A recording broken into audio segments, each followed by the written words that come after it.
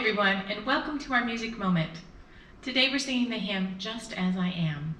It was written by Charlotte Elliott, who was a Victorian-era hymn writer, and she was born in the South London district of Clapham in 1789.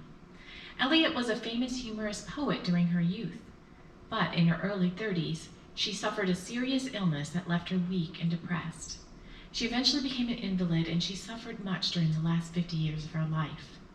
But during her illness, a well-known preacher named Cesar Millan of Switzerland came to visit her. He asked her if she had peace with God. She was facing so many struggles and the feeling of uselessness, and she resented the question. So she refused to talk about it that day. But a few days later, she called upon Dr. Millan and apologized. She said she wanted to clean up her life before she became a Christian. And Millan answered, "Come just as you are." She gave her life to Christ that day.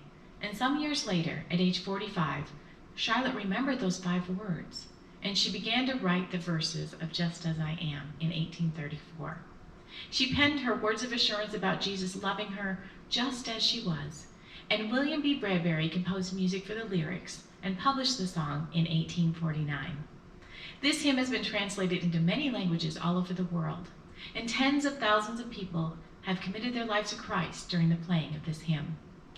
Miss Elliott wrote about 150 hymns and many poems, some of which were printed anonymously. And Dr. Billy Graham wrote that his team used this hymn in almost every one of their crusades. He said it presented the strongest possible biblical basis for the call of Christ. And hymnody historian Kenneth Osbeck wrote that Just As I Am has touched more hearts and influenced more people for Christ than any other song ever written. Let's sing it together.